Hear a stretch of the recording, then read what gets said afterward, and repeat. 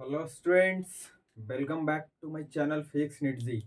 तो हम लोग आज पढ़ने जा रहे हैं लिमिटेशन ऑफ डायमेंशनल एनालिसिस। ठीक है, इसके लास्ट लेक्चर में हम आपको बताए थे कि डिफरेंट डिफरेंट फिजिकल क्वांटिटी के बीच में हम रिलेशन को कैसे एस्टैब्लिश कर सकते हैं। ठीक है, रिलेशन एस्टैब्लिश करना सीखे थे। तो इसके पहले भी हम लोग फाइंड आउट किए थे डायमेंशन एनालिसिस के हेल्प से कि एक फिजिकल क्वांटिटी को दूसरे यूनिट में, सिस्टम ऑफ यूनिट में कैसे हम कन्वर्ट करते हैं। ठीक है, डायमेंशन के हेल्प से। तो इसके एप्लीकेशंस को हम अभी तक सीखते आ रहे थे। आज हम सीखेंगे कि ये कहाँ कहाँ ठीक से काम नहीं करता है, ये प्रॉपरली कहाँ कहाँ वर्क नहीं कर सकता है।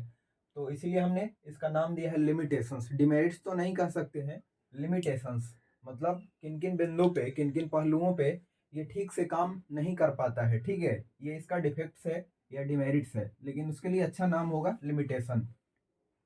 तो आइए बारी बारी से हम इन चीज़ों को समझा देते हैं।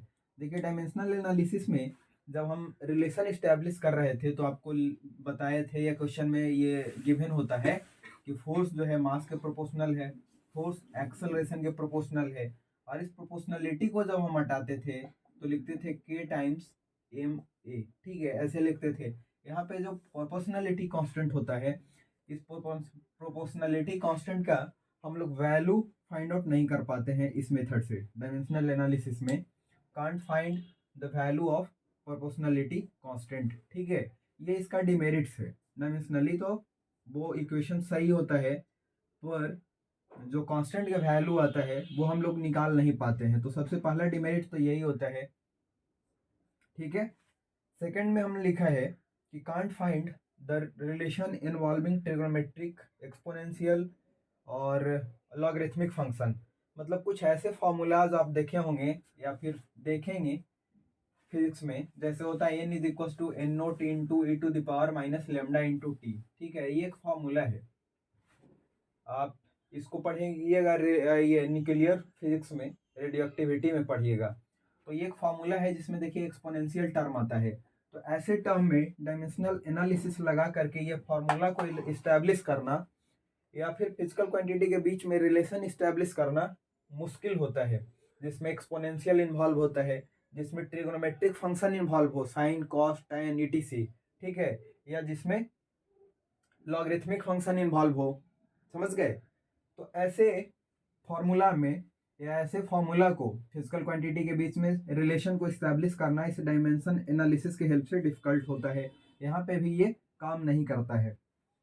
नेक्स्ट पॉइंट हमने लिखा है can't find the relation in which equation has multiple term. जैसे देखिए, आप कई फॉर्मूला ऐसे पढ़े होंगे, ठीक है, या इक्वेशन पढ़े होंगे फिजिक्स में। जैसे एस इज इक्वल टू होता है u t plus half a t square.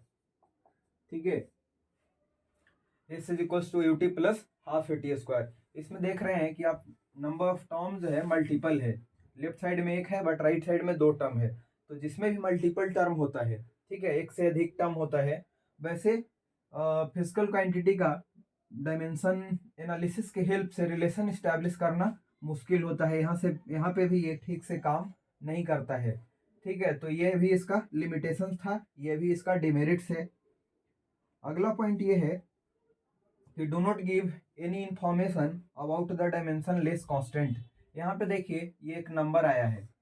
ठीक है, ये एक नंबर आया है, हालांकि ये मल्टीपल टर्म में है। कुछ ऐसे भी फॉर्मूला होता है जिसमें जो यहाँ पे नंबर आता है जिसका कोई डायमेंशन नहीं होता है, और इसके बारे में ये डायमेंशन एनालिसिस के हेल्प से हम कोई इंफॉर्मेशन भी कलेक्ट नहीं कर सकते हैं, कोई इंफॉर्मेशन भी बता नहीं सकते हैं कि ये के जो आया है उसका वैल्यू क्या होगा, या कहाँ से आया है, कैसे आया है, इसका क्या मीनिंग है। तो यहाँ भी ये प्रॉपर तरीके से वर्क नहीं करता है। तो ये 3-4 पॉइंट्स है इसके लिमिटेशंस। वैसे तो और कह सकते हैं कि किसी भी फॉर्मूला में फिजिकल क्वांटिटी का वो कौन सा काइंड है, वेक्टर क्वांटिटी है, स्केलर क्वांटिटी के बीच में रिलेशन है। ठीक है, इन सब चीज़ों का भी जानकारी नहीं देता है। तो आप बात बनाने के ऊपर में है, जो ज़्यादा इंपॉर्टेंट लगा उसको हमने लिखा दिया। ठीक है, जैसे यहाँ पे देखिए force is equal to mass into acceleration, ये तो हमने रिलेशन इस्टेब्लिश कर लिया। ये मास जो एक स्केलर क्वांटिटी है, ये एक वेक्टर क्वांटिटी है, और राइट साइड में भी क्या है, लेफ्ट साइड में भी क्या है, वेक्टर क्वांटिटी है। तो यहाँ पे ये पता नहीं चलता है कि कौन कौन फिजिकल क्वांटिटी का स्केलर क्वांटिटी और कौन वेक्टर क्वांटिटी इन्वॉल्व हुआ है इस रिलेशन में, ठीक है। लेकिन जो ज़्यादा इंपॉर्टेंट लगा वो 4 पॉइंट को हमने लिखा दिया, आपको मैंने समझा दिया है। तो हम उम्मीद करते हैं कि आप इसको समझ गए होंगे, इसको आप नोट डाउन कर लीजिएगा। एंड देन हम अगले लेक्चर्स में आपको बताएंगे एरर एंड एनालिसिस के बारे में, ठीक है। आपके पास अगर टाइम हो तो पढ़ करके आइएगा। Thank you, bye bye, take care.